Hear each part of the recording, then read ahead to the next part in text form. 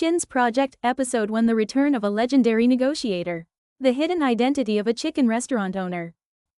Hello, everyone. Have you watched Episode 1 of TVN's new drama, Shin's Project?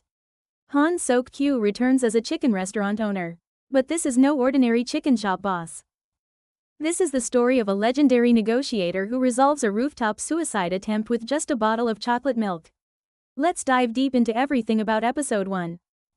Episode 1 unfolds at a breathtaking pace. It opens powerfully with a rooftop suicide crisis, where President Shin resolves the extreme situation instantly with a bottle of chocolate milk and his unique persuasive skills. The negotiation that begins with, "Aren't you thirsty?" isn't simply about preventing a crisis, but demonstrates President Shin's philosophy of genuinely understanding others. This scene, where he solves a situation the police couldn't handle through human empathy, clearly shows the direction this drama will take. Later, he takes on a mediation case at the salted seafood market at the request of Chief Judge Kim Sang-jun. This is where rookie Judge Joe Philip appears, confused between his pride as a legal professional and the reality of working at a chicken restaurant.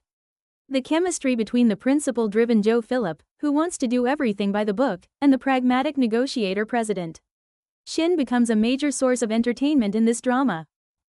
The seafood market case initially appears to be a simple broadcasting station false reporting issue. However, a larger conspiracy soon emerges. The suspicious circumstance of seafood shops in the market being sold, one after another to a corporation, reveals a massive conspiracy involving a major corporation's resort development hidden behind it. President Shin senses this and completely flips the situation by demanding 10 billion won in key money from the corporate headquarters director. However, the retaliation from the powerful forces comes immediately. President Shin and Joe Philip face a life-threatening crisis trapped in a dump truck on a railroad track. In the tense moment as a train approaches, they dramatically break the car window and escape. I truly didn't expect Episode 1 to end so intensely. President Shin appears cold on the outside but is warmer than anyone inside.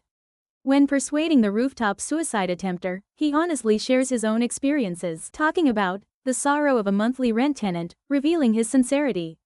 This scene, where he deeply understands and empathizes with the desperation of the weak, shows the core of President Shin's character. While resolving the seafood market case, President Shin says, "This isn't about business, it's about people." He prioritizes the dignity of the community and the value of life over economic logic. As the corporate conspiracy is revealed, his anger and sense of justice grow stronger. His attention to the voices of the vulnerable, calling it the most urgent, life-threatening problem, is even moving. Joe Philip's psychological transformation is also intriguing. At first, he insists on following the law, sticking only to principles, but gradually begins to feel the need for justice beyond the law in reality. Though he initially resisted President Shin's methods, watching problems actually get resolved makes him realize his own limitations. His facial expressions conveying the complex mix of pride, awkwardness, and curiosity as an elite judge-turned-chicken shop employee were impressive. After escaping the explosion crisis, President Shin's emotions mix resignation, anger, and determination. He laments the absurdity of reality, saying, "Why are all bad guys' tactics the same?" while simultaneously resolving to fight even harder. The narrative structure of Episode 1 is truly solid. After imprinting President Shin's character with the powerful opening of the rooftop suicide crisis, it expands from a small dispute at the seafood market to a massive conflict involving corporate conspiracy. In this process, the new character Joe Philip naturally joins, and the dramatic entertainment emerges from the collision of these two contrasting characters. The core theme of this drama is the gap between law and justice. President Shin's line, "Justice isn't in the law books," clearly demonstrates this. For problems in reality that the law cannot solve, for the vulnerable suffering in the gaps of the system, President Shin implements justice in his own way. His declaration, "I'll do it my way. If it's not right, I'll flip it," symbolizes rebellious justice that doesn't conform to existing rules. Social injustice and the collusion of power are also important themes. The corporate resort development conspiracy hidden behind the seafood market case reflects real-world real estate corruption and commercial district decline. It tells the story of how powerless individuals are before the massive power structure connecting broadcasting stations, real estate, and major corporations, yet about people who don't give up and keep fighting. The drama also emphasizes human empathy and humanism. It shows that negotiation isn't simply a war of words or power game but a process of genuinely understanding and empathizing with others. President Shin's interactions with neighborhood people while running the chicken shop and his attention to the pain of the vulnerable convey warm humanism. There are so many breadcrumbs to watch for ahead. First, President Shin's past. We know he was a legendary negotiator, but what was the incident involving the National Intelligence Service? Why did he retire and start running a chicken shop? His past, only fragmentarily revealed in Episode 1, will become an important narrative axis going forward. The existence of hacker Kim Soo-dong is also intriguing. Appearing as President Shin's reliable ally who uncovers suspicious transaction records, how was this hacker's information network and relationship with President Shin formed? And who are the unidentified forces pursuing President Shin? The full-scale confrontation with High Group at the peak of the seafood market conspiracy is also anticipated. If Episode 1 was a taste, more intense power struggles seem to unfold ahead. I'm really curious how the process of small neighborhood disputes expanding into nationwide power struggles will be portrayed. The development of the partnership between President Shin and Joe Philip is also a major watchpoint. What synergy will the combination of a principled idealist and realist create? The process of Joe Philip growing while learning President Shin's methods, and the answers these two find amid legal and moral dilemmas are anticipated.